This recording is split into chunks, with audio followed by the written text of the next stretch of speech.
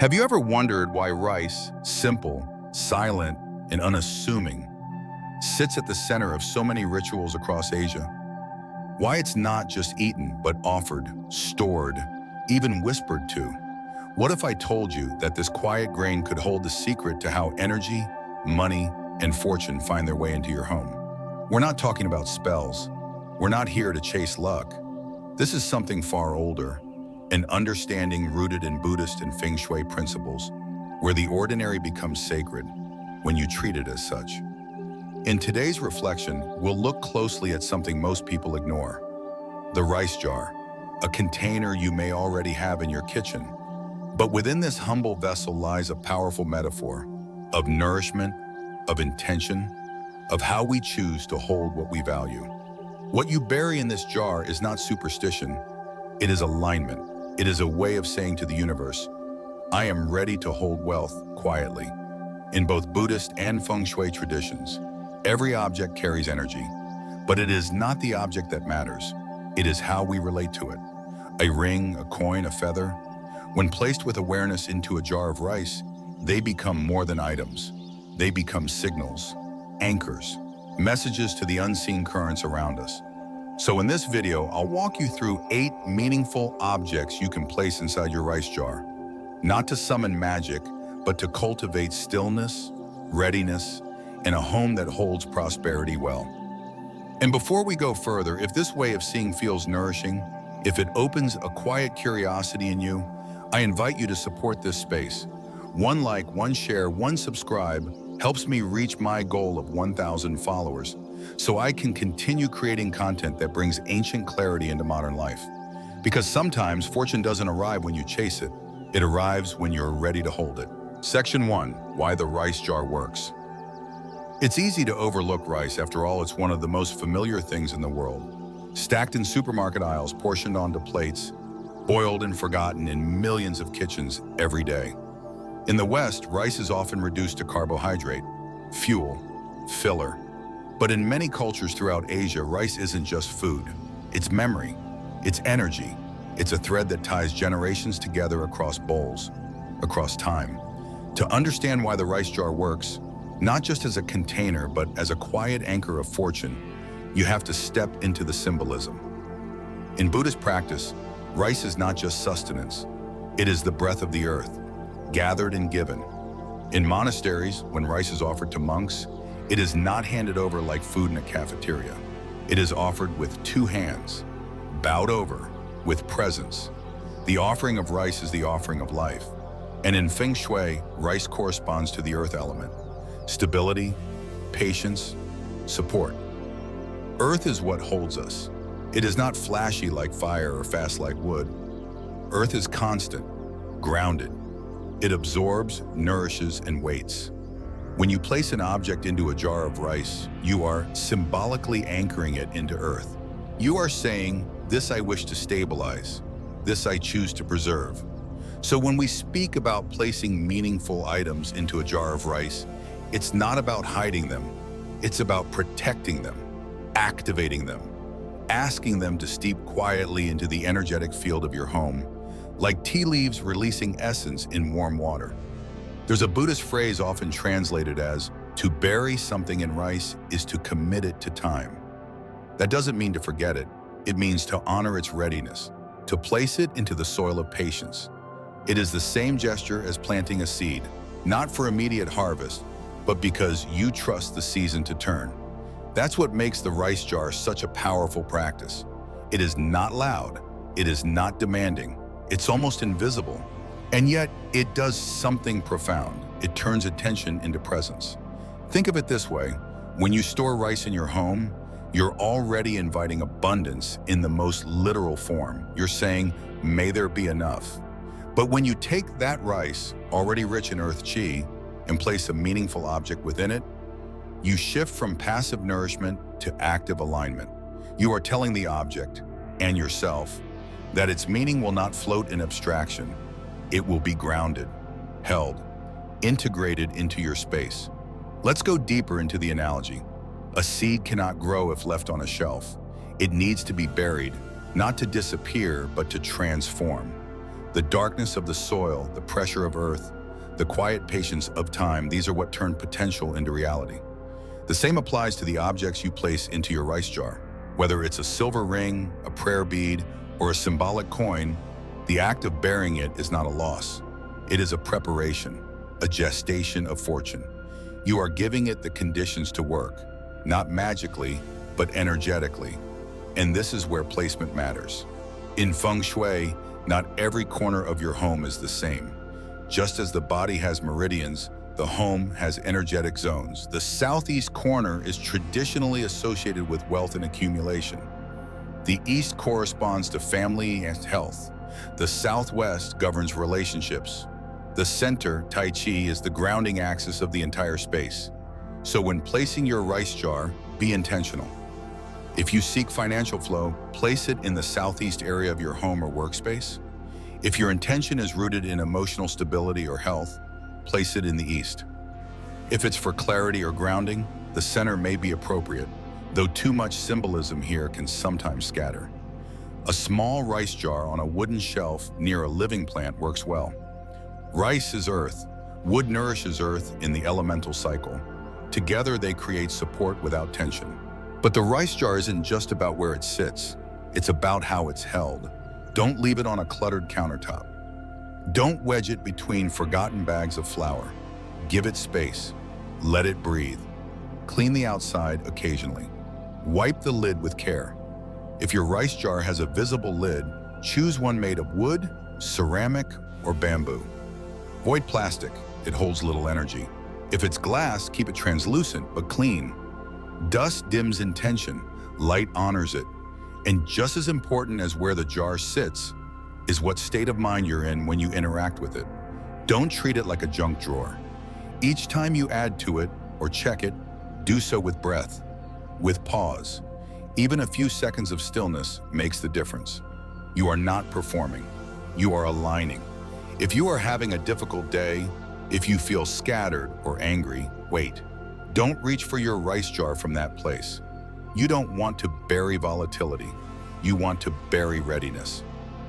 Wait until the mind settles, then act. This is not superstition. This is symbolic hygiene. Every object carries vibration, but vibration doesn't work alone.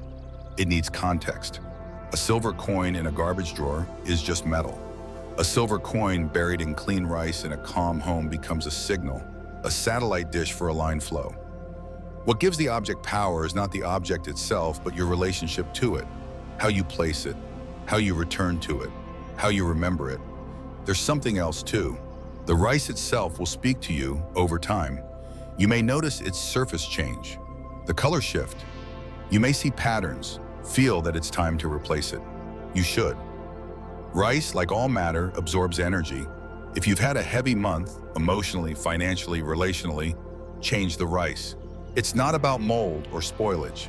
It's about releasing what it has held. Start fresh. Use the old rice in the garden if you have one, or compost. Thank it silently, then begin again. Because the rice jar is not a trick, it's a mirror. It reflects how you treat what you value, whether you bury with reverence or with hope, whether you place an object and forget it, or return with breath, with memory, with stillness. And in that reflection, you begin to see your own rhythms more clearly, where you leak energy, where you hold it, where you are ready to receive more, and where you still need to clear space. So yes, a rice jar is just a jar, but it is also a vessel of listening. And when you fill it with quiet presence, not superstition, you begin to hear what it has been holding all along. A readiness you forgot you planted, a steadiness you didn't know you were missing, and the kind of wealth that doesn't scream, but stays. Section 2, the silver ring. Yin energy and emotional currency. There is something profoundly quiet about silver. Unlike gold, it does not shout. It does not catch every ray of sunlight or beg to be noticed in a crowd. Silver lives in softness. It reflects, but never commands. It carries light without stealing it. And that is precisely why it holds such unique power in both energetic traditions and everyday life. In the language of Feng Shui, metals are not just materials. They are expressions of the elemental world. Gold is yang, active, expansive, radiant. But silver is yin. It is receptive. It absorbs more than it reflects. It calms more than it activates. And while gold may stimulate the path of outward success, silver smooths the field upon which that success can land. When we think of emotional currency, the subtle, invisible flow that runs through relationships, homes, conversations, and choices, silver becomes an anchor. Not because it changes circumstances directly, but because it softens the intensity with which we meet them. It takes the sharp edges of life and rounds them, harmonizes them. This is why placing a silver ring in a rice jar is such a powerful gesture. Not because silver will magnetize fortune like a charm, but because the energy it carries, the calm, the containment, the continuity, begins to seep slowly into the atmosphere around it. The rice stabilizes, the ring balances, and together they become a field of gentle correction, a tuning space for scattered emotions and fractured decisions. Let me tell you about Camille. She was in her late 30s, navigating a divorce she never expected. There had been no affair, no abuse, just a slow, painful realization that the marriage had become a tangle of avoidance. Both she and her husband had lost themselves somewhere between raising children, building careers, and defaulting into distance. What made the unraveling more complex was the house. They shared a small, sunlit home filled with years of memories and tension. Even after her husband moved out, Camille said she could feel the arguments in the walls. She began snapping at her kids. She couldn't think straight at work. Her finances were technically fine, but every decision felt anxious, as if her field had become brittle, overcharged. One day, while cleaning out an old wooden jewelry box, she found her grandmother's silver ring. It was simple, a smooth, rounded band, no gemstone, no carving, just a quiet circle of cool light. Her grandmother had worn it daily, never speaking of it. Camille remembered her as calm, slow to speak, and deeply rooted. She wondered briefly if the ring still carried some of that energy. And then, without planning to, she walked to the kitchen, pulled out a jar of jasmine rice, and gently pressed the ring into its center. She didn't say a prayer. She didn't recite a mantra. She just breathed, then closed the lid. What followed was subtle, but distinct. Within days, Camille noticed a softening in her space. She stopped feeling as irritated in the mornings. Her children, who had become emotionally reactive, seemed more grounded. She began budgeting again, not frantically, but calmly, as if the static that had filled her mental airwaves had begun to dissipate. She said later, "It was like I gave the emotions somewhere to rest. The ring was still silver, but in the rice, it stopped spinning."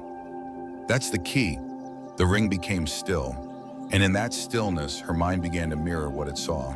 In Buddhist symbolism, the ring, circular, endless, is often compared to the wheel of Dharma, the turning of karma, the cycle of birth and death.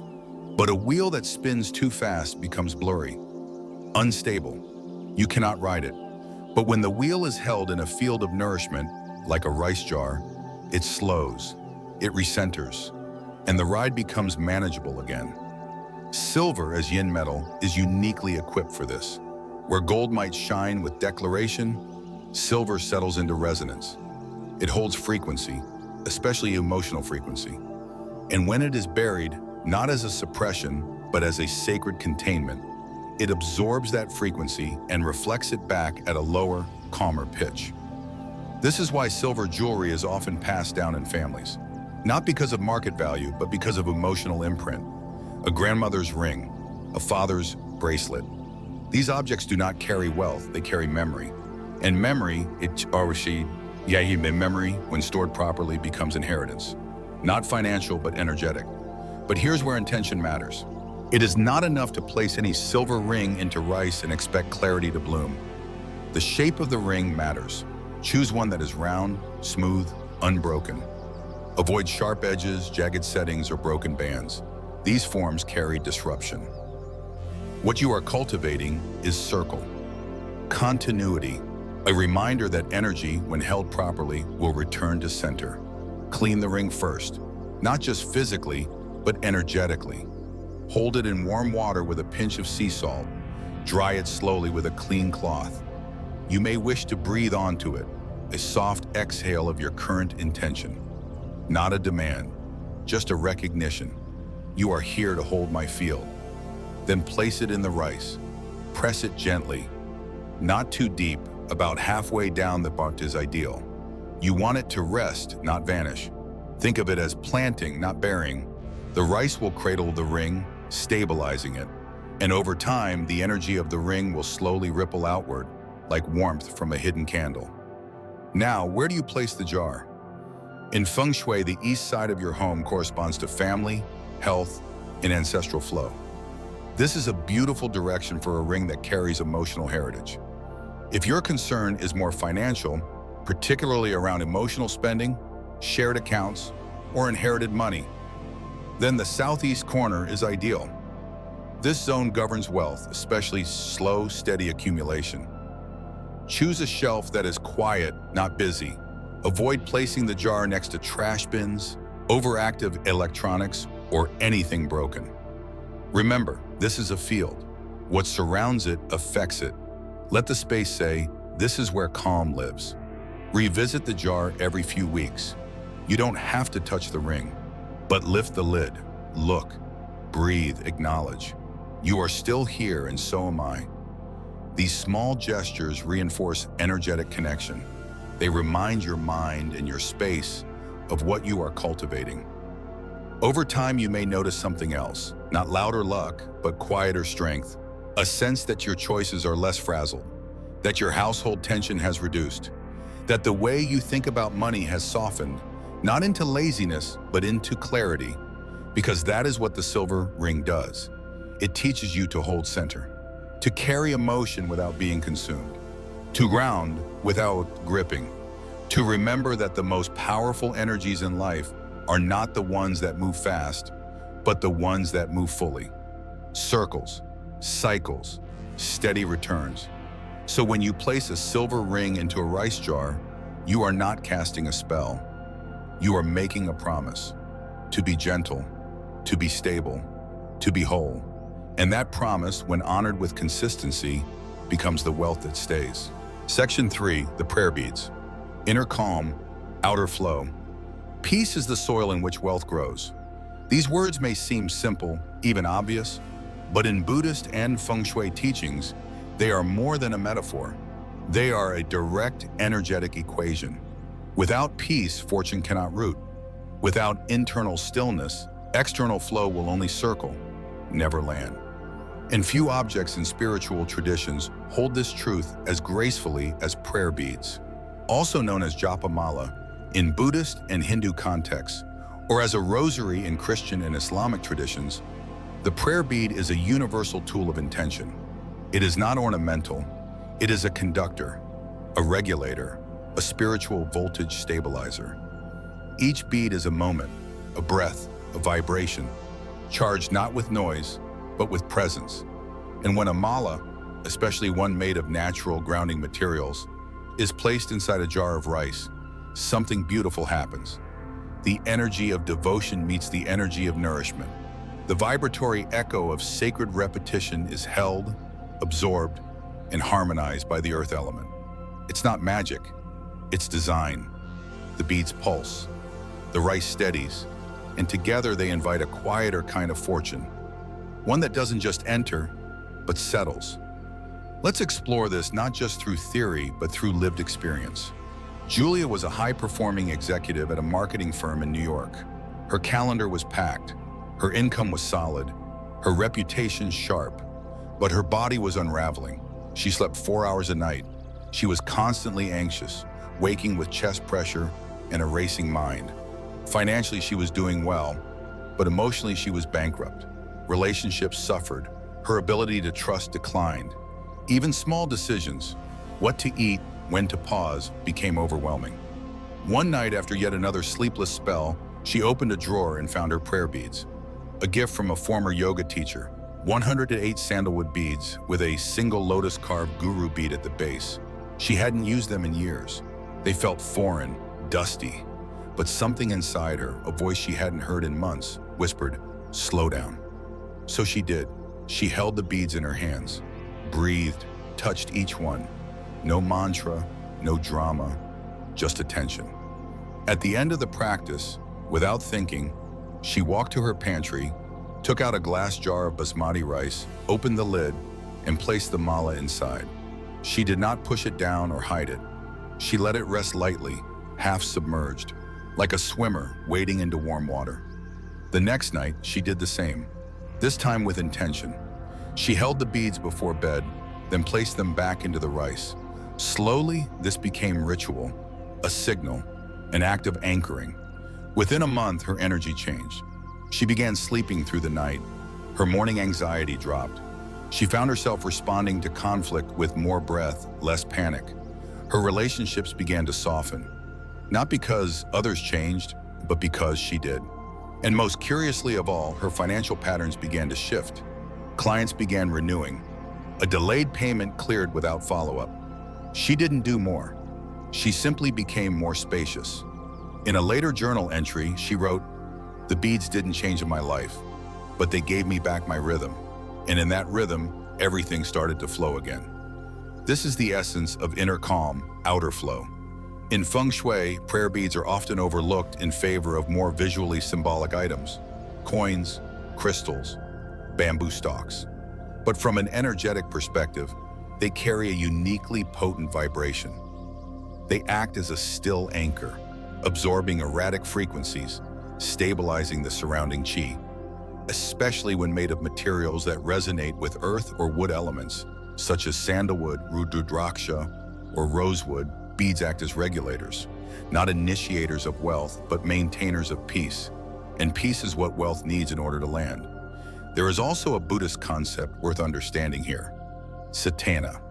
Satana is the intention behind action. In other words, it is not the object or the motion that holds karmic weight. It is the mental state that fuels it. When beads are used with clarity, care, and purpose, they become saturated with that vibration. Each repetition, each touch, reinforces a neural and energetic groove. That groove emits harmony. And when such an object is placed into rice, the earth's container, it becomes not just symbolic, but functional. Let's break that down further. Rice is earth, stable, absorptive, receptive. Beads are wood, rhythmic, organic, intentional. Earth supports wood in the 5-element cycle. Therefore, when you place wood into earth, prayer beads into rice, you are amplifying the natural cycle of nourishment. The earth holds the wood releases calm into the earth. The cycle self-sustains, and the result? Stillness. Not the absence of action, but the absence of chaos. That is the kind of stillness through which real abundance begins to move.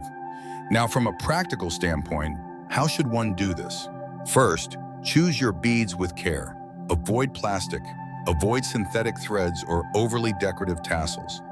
Choose natural materials: sandalwood, rudraksha, jade, bodhi seed. Let the beads carry their own memory. Clean them regularly with a soft, dry cloth. Occasionally wipe them with a bit of rose water or sandalwood oil to maintain both fragrance and vibration. Second, decide your placement. The beads should rest near the top of the rice jar, not buried deep, but visible. Let their form interact with the rice. The energy should not be locked away. It should be in relationship. Consider placing the jar in your east or northeast sector. These areas correspond to spiritual growth and inner clarity in Feng Shui. You may also place the jar in your meditation area, if you have one. Third, touch them daily. Not compulsively, just briefly. A moment, a breath, reestablish the link. You don't even have to chant. Simply holding the beads, acknowledging their presence, reinforces your own. And finally, observe. Don't look for fireworks. Look for ease, smoother conversations, clearer thoughts, fewer emotional spikes. These are the ripples of internal harmony. And where harmony grows, wealth can finally settle. Because here's what most people don't realize. Money doesn't only follow effort, it follows rhythm. If your inner field is chaotic, opportunities will hesitate. If your energy is fragmented, success will visit, but not stay. But when your body becomes calm, your breath becomes slow, and your home becomes a field of gentle anchoring, then what needs to arrive will arrive. And the prayer beads help create that field. They don't summon, they settle. They do not push, they pulse. They remind the body and the room that stillness is not absence. Stillness is preparation. And fortune, like a bird unsure where to land, looks for the branches that do not sway too wildly. So place your beads with care. Let the rice cradle them. Let your hands remember the feel of repetition without urgency. And as the nights pass and your own rhythm returns, so too will your ability to receive. Section 4, gold ingot, fake or real. Wealth is memory. There's something strangely quiet about a gold ingot when it's placed inside a jar of rice. It doesn't shimmer. It doesn't make a sound. It just rests there, small, curved, heavy. And yet, for many, that little curved boat of golden metal becomes a weight of meaning. Not because it is made of gold, but because it reminds us of something we keep forgetting. Wealth is not a windfall. It is a memory, a commitment, a rhythm. We're not talking about gold as currency, not here, not in this space. We're talking about gold as symbol. In the Buddhist worldview, gold is never inherently evil, but it is always treated with caution. The texts do not glorify gold, but neither do they deny its presence.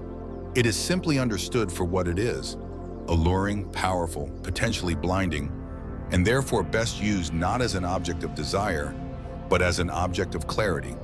If you hold gold lightly, it can center you. If you grasp it tightly, it will burn you from within. Feng Shui speaks in a similar tongue. Gold belongs to the metal element. Clarity, refinement, precision. It's not explosive like fire, nor grounding like earth. Metal is discerning, it cuts, it sharpens. And when shaped into an ingot, a form that curves like a smile, like a vessel, it becomes something rare. Metal with humility. To place a gold ingot, real or symbolic, into a jar of rice is not to invite riches. It is to say, I remember. I remember what it felt like to work, to save, to lose, to rebuild. I remember that fortune is not about volume, but about value. And value is not a price tag. It is what matters when the world stops spinning. Let me tell you about Frank. He was 72 when we met, a retired architect living alone in a small home on the edge of Melbourne. He had once had everything, a thriving practice, an elegant apartment, travel, a marriage, and then slowly he lost it all. The 2008 financial crash hit his clients hard. Projects dried up, health followed. His marriage, already delicate, unraveled under the weight of exhaustion. By 2011, he had sold his apartment, shut down his business, and moved into a modest cottage to regroup. For years he floated, not quite depressed, but numb. I didn't know what to rebuild, he said. Everything I had built before had come from momentum, and momentum was gone. One day while browsing a Chinatown shop for tea, he came across a display of tiny gold ingots. They were not real gold, just symbolic pieces, curved and stamped with faux characters. He picked one up and held it. It weighed nothing. And yet, he bought it. Back home, he remembered his grandmother's rice jar. He had not thought of it in decades. She had always kept a large ceramic jar filled with a long-grain rice in the corner of the kitchen. Inside, she had kept a small coin and a piece of jade. To feed the future, she used to say. Frank found an old jar, cleaned it, filled it with jasmine rice, and placed the gold ingot gently inside, just near the top. Not deep enough to bury, but enough to rest. He didn't know why he was doing it. It just felt complete. The next morning, he walked by it and nodded, and the morning after that, he did it again. It became a ritual, not worship, not magic, just a moment of return. I wasn't asking for anything about it, he said. I was remembering that I could still hold something with care. What followed wasn't dramatic, it was gradual.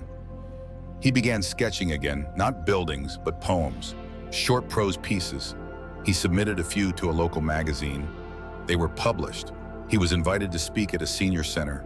He reconnected with an old friend. Nothing huge, but steady. And more than anything, he felt like a man again. Not a man chasing wealth, but a man who had restored his own field. I wasn't rich, he told me, but I wasn't poor either. I had become valuable again, to myself. That is what the gold ingot represents. Not the wealth you want, but the wealth you remember. A kind of energetic dignity.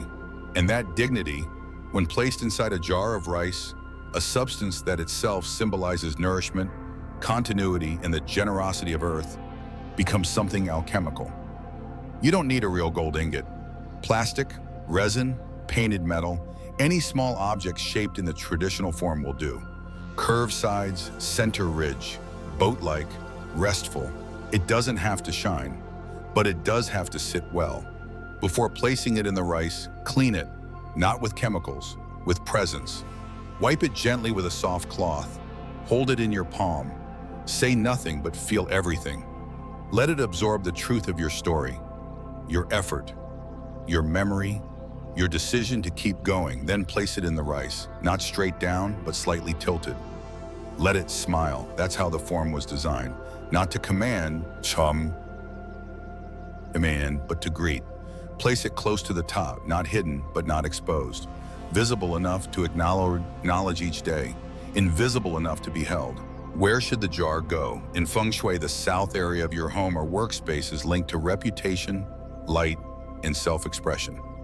This is where fire resides. The southeast, however, is the traditional area for wealth, especially when that wealth is tied to intention and discipline. Placing your gold ingot jar in the southeast corner of your office, kitchen, or meditation space will anchor that energy into the flow of your daily rhythm. Avoid placing it near the trash, near plumbing drains, or under heavy beams. The ingot is not meant to carry weight. It is meant to reflect readiness. And what happens over time? Nothing flashy, no windfalls. But something else. You begin to remember your own weight. You speak about money with less panic. You notice when greed arises and gently soften it. You feel more stable, not because the world changed, but because your energy did. Because that's what the gold ingot teaches. Not how to chase fortune, but how to host it, how to make your inner home worthy of staying, not because it's perfect, but because it's prepared. And the rice, it holds all of this in silence. It absorbs your days, your touch, your breath. It does not need to be replaced often, but when you feel the time has come, replace it with gratitude. Scatter the old rice into the garden or into the earth. Let the past return to soil. Begin again. Because wealth is not something you win. It is something you tend. And the gold ingot is not a prize. It is a practice. So place it gently, visit it softly, and let it remind you each morning that rebuilding is not only possible, it is always underway. Section 5, Ancient Coin, Connecting Past and Future. There's a kind of silence that only age can carry. An ancient coin, for example, does not speak in gold or numbers. It speaks in weight, in patina, in the feel of edges worn not by polishing, but by passing, from palm to pocket, from pocket to box, from box to drawer. And then one day it's found again, not for its market value, but for its story. In both Buddhism and Feng Shui, the idea of the ancient coin is not about spending. It's about remembrance. It's about interdependence, the very heart of Buddhist wisdom. As the sutras say, the present moment is made of past causes. In other words, nothing exists on its own. Every result has a root. Every condition has a lineage. The life you're living now, the fortune or struggle, the clarity or confusion, none of it began with you. It began in the breath, choices, and unseen work of those who came before. And that is what the ancient coin, when placed into a jar of rice, gently reawakens. The coin becomes not a magnet for luck, but a thread, a way to call in the unseen, unbroken link between past effort and future blessing. In the old design of Chinese coins, the most common used in Feng Shui, the form itself tells the story. A round shape represents heaven. The square hole in the center symbolizes earth. Together they hold the principle that harmony comes from union, from holding opposing elements in relationship, not isolation. And when that coin has been touched by elders, when it comes from a grandparent, a parent, even a stranger long gone, it carries the fingerprint of time. You are not starting your path from zero. You are continuing a story that is already moving. I remember speaking with a woman named Celeste, who shared a story so simple it stayed with me for years. She was in her late 30s, recently married, and trying quietly and without drama to conceive. After over a year of effort, including medical tests, supplements, and endless advice. She felt herself becoming emotionally brittle, not desperate, but drained. One evening, while reorganizing an old cabinet, she found a wooden box that had belonged to her grandfather, a man she had admired deeply for his calm presence and methodical way of living. Inside was a single oxidized coin. No date, no clarity on origin. Just a coin so old it had almost faded into itself. She didn't clean it. She didn't research it. She just held it. And she said she heard a thought, not a voice, but a thought, rise in her. You don't need to know how, just remember who. That night, she placed the coin gently into her rice jar, not for fertility, not for luck, but for grounding. To say, I remember that I come from someone, that this desire I have to create is not new, it is ancient, and I don't need to force it. I just need to be available for it. Within 3 months, she conceived. Now, was that cause and effect? The rational mind might dismiss it, but the symbolic mind, the one trained in interdependence, understands that when intention is stabilized and lineage is honored, the field begins to shift. Her pregnancy was smooth. Her daughter, born a year later, was named after her grandfather. And the coin? It still rests in rice, not as a fertility charm, but as a family root. That's what ancient coins really are. Not tools of transaction, but vessels of time. And when you place them inside rice, Earth's most generous holder, you are symbolically planting memory into nourishment. It is an act of rooted abundance. Now, from a Feng Shui perspective, coins with a round exterior and square center are ideal. But the age of the coin, its patina, its wear, these are not flaws. They are part of the frequency. Avoid polishing it too much. Do not strip away the oxidation. A little dirt is not disorder, it's density, it's story. You're not trying to make the coin look new. You're trying to let it be old and still present. For placing the coin in your rice jar, hold it in both hands. Not to pray, not to wish, just us to connect. Let yourself think of the lineage that brought you here. Even if your family history is fragmented, even if there's pain or distance, acknowledge that somewhere someone passed something forward. It may have been silence. It may have been hardship. But the fact that you are still alive, still choosing, still making space for clarity, that too is inheritance. When you feel ready, place the coin into your jar. You can let it rest vertically near the side of the glass or lay it flat in the upper third of the rice, not buried completely. You want to see it sometimes, not as a charm, but as a reminder. The rice will hold its weight. Earth supports metal in the 5-element cycle. This is natural harmony. You don't need to add crystals or extra items in this jar. Let it be what it is, and memory resting in nourishment. Where should you place this jar in your space? The east area of your home supports health and family lineage. The southeast supports wealth. But perhaps most importantly, place it where you will see it softly, not where guests will question it, not where you'll explain it, but where it becomes part of your rhythm. A shelf in your bedroom, a corner of your altar, even the kitchen where life is prepared can be a sacred resting place for a coin that has seen more than you ever will. And over time, something happens. You stop feeling so disconnected. You stop treating your life as isolated, singular, or separate. You begin to feel that your effort belongs to something larger, that the struggles you're moving through are not new, and that the solutions may already be sleeping in your bones. In Buddhist teaching, interdependence is not abstract. It's not philosophy, it's truth. Everything is connected, not by belief, but by function. You are where you are today because of the choices, habits, and patterns that came before.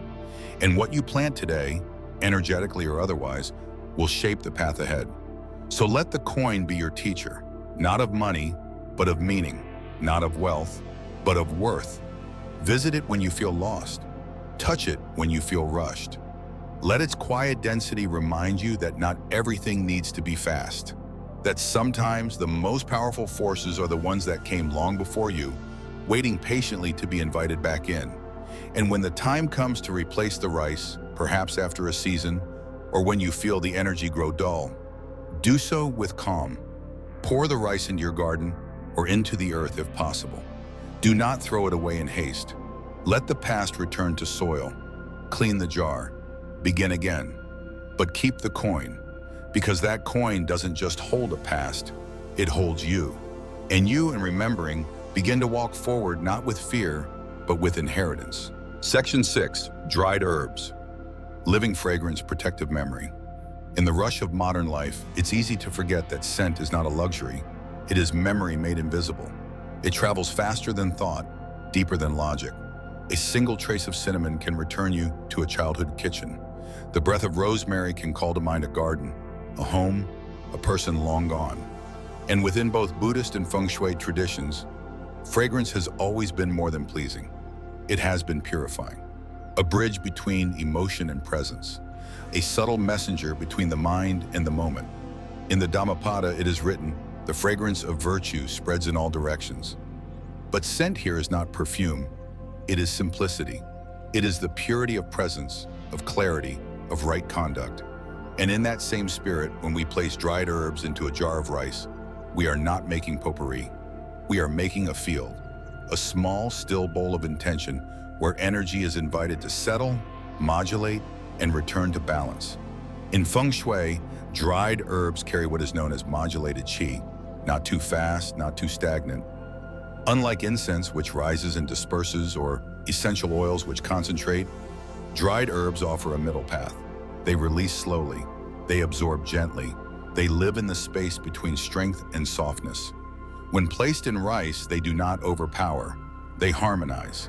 And this harmonization, when done with awareness, can have quiet but profound effects on the energy of a room, a home, or even a person's mind.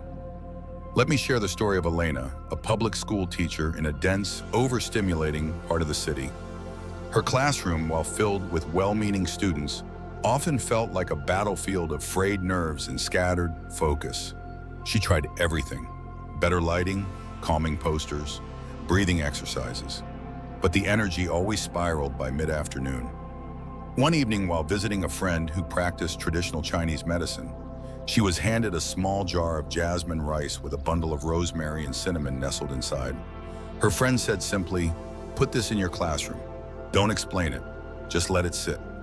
Skeptical but willing, Elena placed the jar on a shelf near the classroom entrance. The next week, something shifted. It wasn't dramatic. The volume didn't drop suddenly, but the texture of the space changed.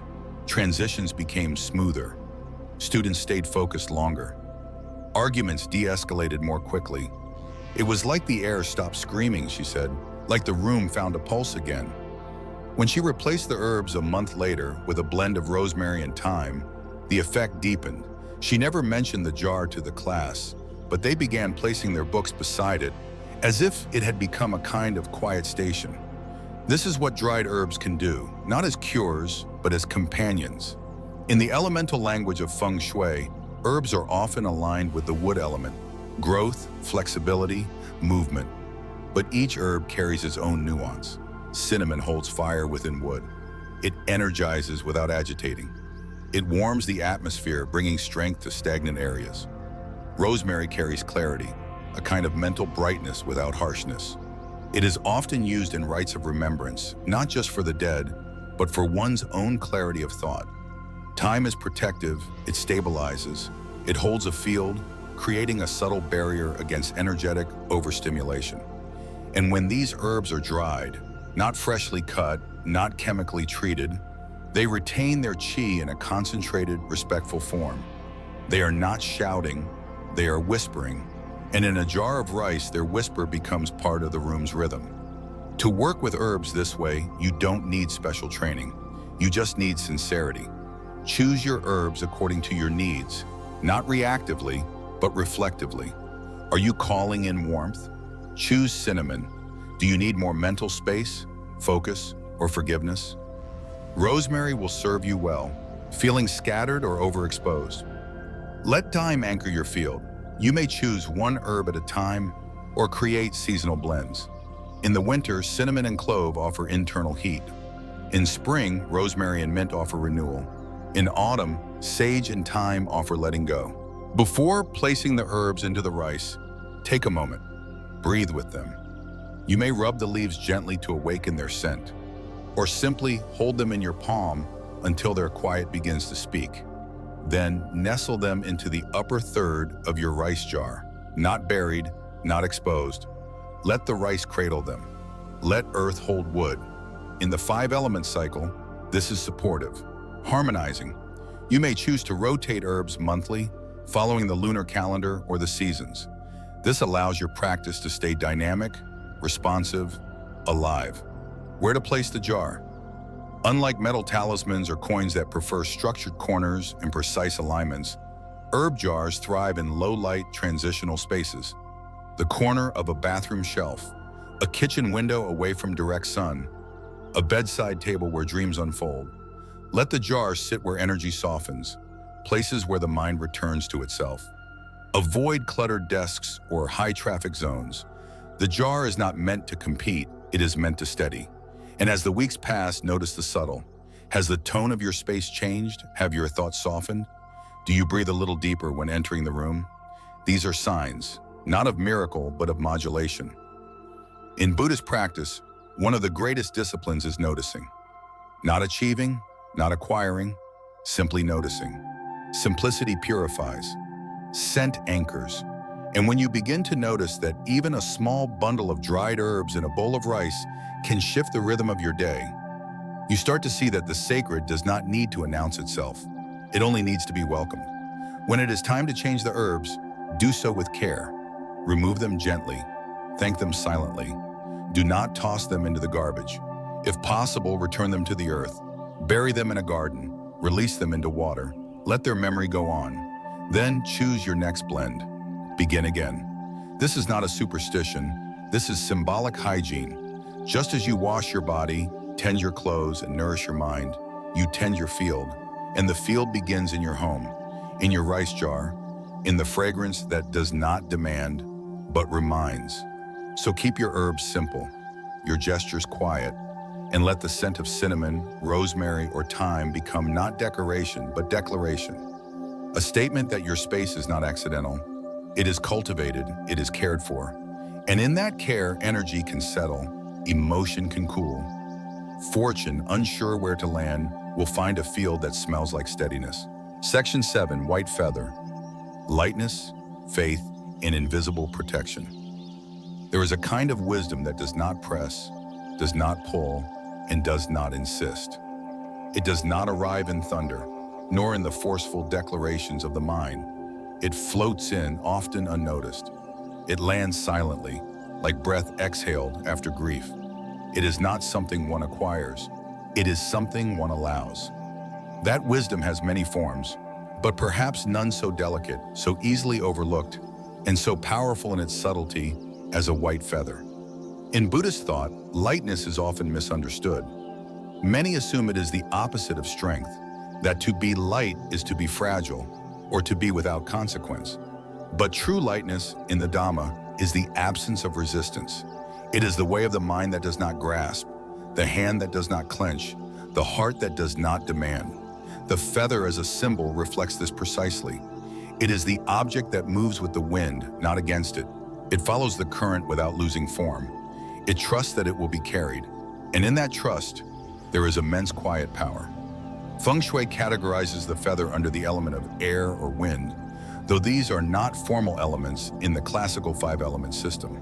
Instead, the feather connects to the subtle chai, the kind that is difficult to measure but easy to feel. The kind that enters a room and makes the curtain dance without explanation. The kind that shifts your mood for reasons you cannot explain. This is the chi of receptivity, of spirit, of prayer without petition. And when a white feather is placed gently into a jar of rice, it transforms the jar from a vessel of nourishment into a field of surrender. It becomes a reminder that not all energies must be summoned or stored. Some must simply be welcomed. This is not metaphor. This is alignment. Let me offer you a story. It comes from a man named Elias, who spent nearly 4 decades as a teacher, husband, and musician. His life, by all accounts, was full, until it wasn't. His wife passed in the early days of winter, not suddenly, but not expected either. He said later that grief did not arrive like a wave. It arrived like snow, quiet, accumulating, without protest. His home grew still, his music stopped. He continued to eat, to walk, to answer calls, but something had closed. One morning, while clearing the ledge outside the kitchen, he found a white feather, small, curved, utterly clean, nestled between a pot of sage and a cracked bowl of seed. He knew where it had come from, a cockatoo his wife had cared for in their younger years, a bird that used to land on his shoulder when he played piano. The bird had passed long ago, but the feather remained. He brought it inside. He didn't tell anyone. He placed it atop a jar of jasmine rice and pressed it down just enough to keep it from drifting away. Not buried, just resting. He said, "At first it looked like nothing, but then the jar began to look like snow, and I started writing again. Not music, not yet, but letters, memories." He wrote to his wife, to his younger self, to the future, and slowly the room became lighter. Not brighter, lighter, less dense with sorrow, more spacious with silence. The feather did not fix his grief, it held it. Like rice holds intention, like breath holds the body, like wind holds a wing. That's the function of the white feather. It does not stir, it stills. It carries the frequency of gentle closure, of unresolved longing that does not need resolution, only respect. And when paired with rice, a symbol of continuity, daily rhythm, and stored earth, it becomes an energetic agreement. I will not force anything to happen. I will allow what it wants to land, to land. Practically, the white feather must never be buried fully. To do so is to silence its nature. Let it sit near the top layer of rice. Let it remain partially visible. This allows the air, literal and symbolic, to touch it, though. Let its edges catch the movement of the room even slightly. This breath of air is the invitation. Too much containment, and its energy is muted. Too much exposure, and its stability is lost. Find the middle way. Place the feather with reverence, not ceremony, just care. Choose a jar that is wide enough to accommodate its shape without bending. Do not crowd it with other talismans. Let the feather stand alone. Its power is in its simplicity. You may choose to add it to a jar already holding rice and another object, like a coin or ring, but only if the intention is harmonious.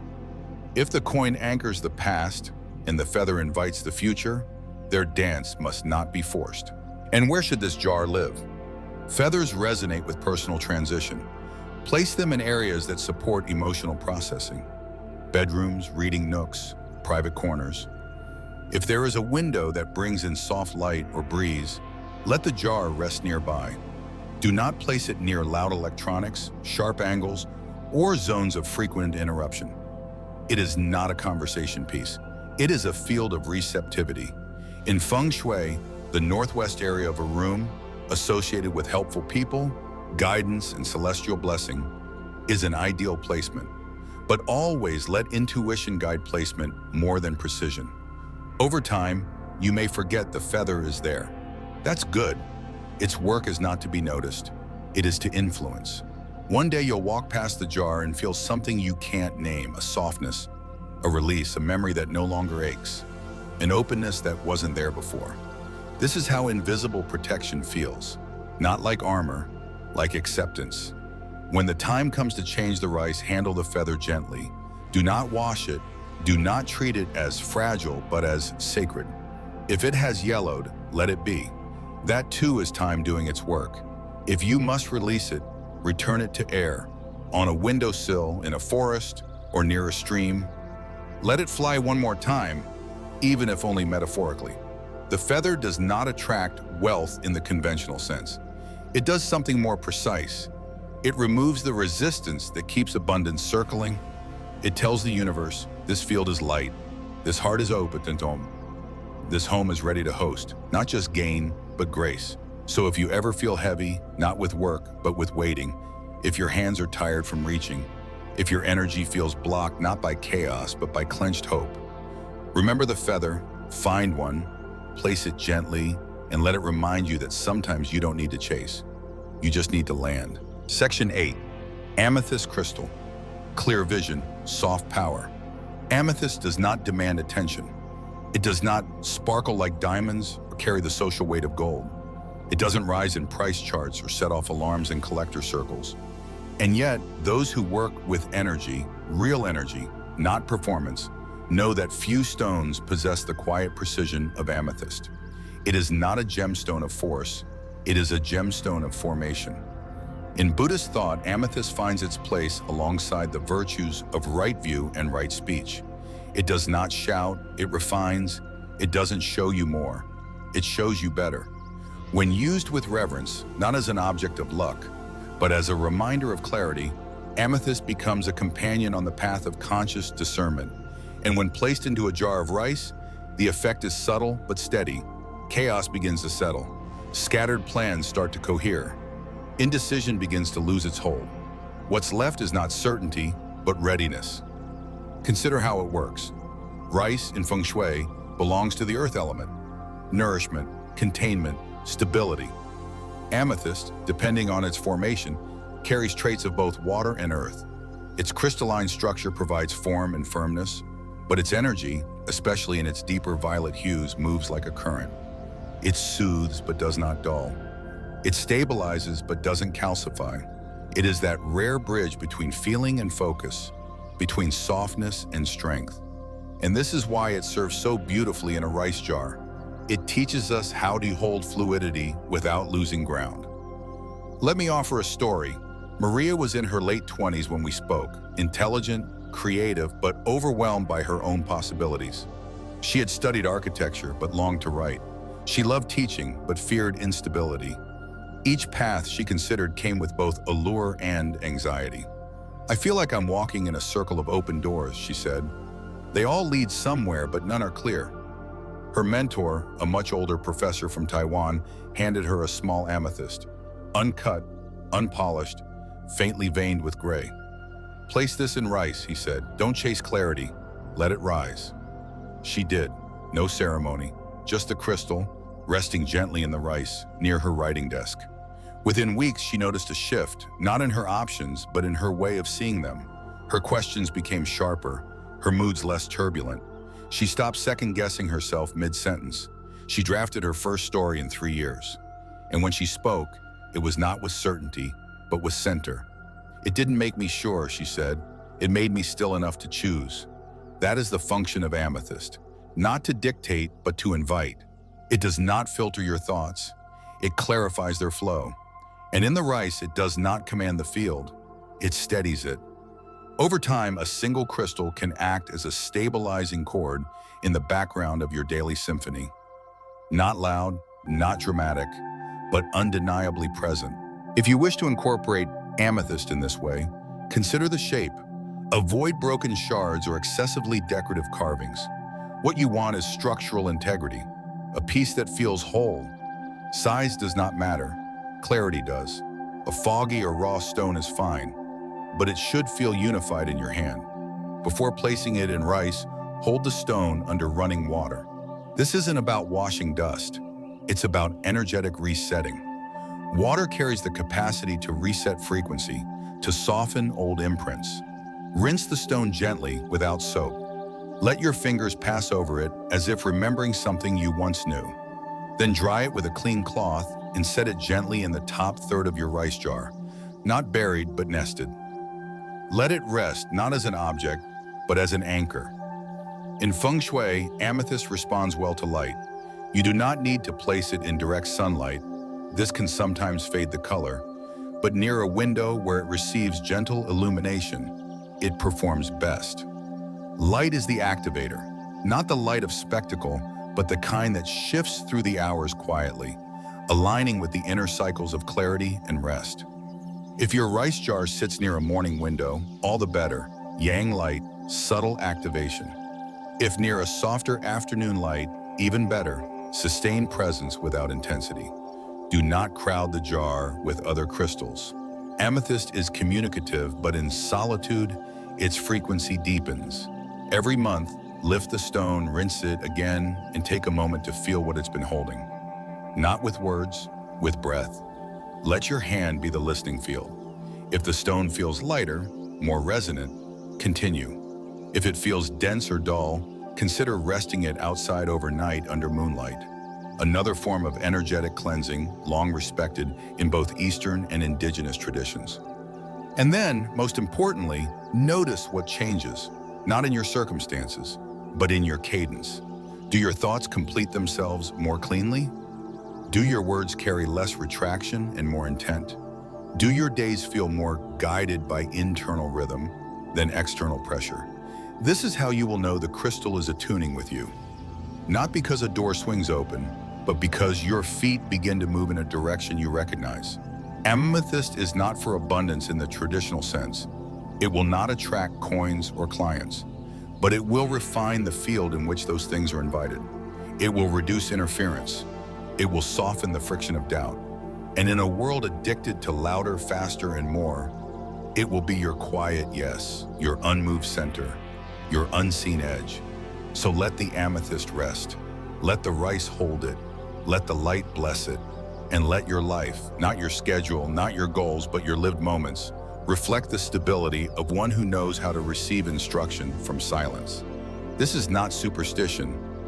This is spatial intelligence. This is the body remembering that it does not need more to feel safe. It needs clarity. And clarity does not shout, it waits. So in the quiet presence of a rice jar, we return to a deeper question. Not what brings fortune, but what we choose to hold. Whether it's a silver ring from an elder, a coin passed down through generations, a soft feather once carried by air, or a crystal that clears the noise of our mind, each of these is more than an object. It is a reflection, a mirror of where we are and what we believe we're ready for. This is not magic. This is mindfulness made visible. This is the shape that intention takes when it moves out of the heart and into the home. In Buddhism, there is a simple but enduring teaching. If you want to know your future, look at what you nurture. Not what you dream of, not what you wish for, but what you quietly care for every day without fanfare. The rice becomes the field becomes the habit becomes your karma. So ask yourself, not just what you want to bury, but why. Are you hiding something in fear? Or are you planting it in readiness? Are you decorating a space? Or are you honoring a truth that words can't quite say? Because what you bury, you believe. And what you visit, even for a moment each day, begins to shape you. Not through force, but through frequency, through resonance. If the stories and reflections shared here offered you a new way of seeing your space, if they helped you recognize how simple objects can quietly shape your energy, then I invite you to carry one more intention into the comments below. I plant my abundance with clarity. Let it be your imprint, your echo into the shared field of practice and remembrance. And if this video nourished something in you, however small, I gently invite you to like, comment, and subscribe to New Day Mindfulness. Together we return to what matters, not through superstition, but through understanding. Not through urgency, but through presence. Not through hashtom, but through quiet care.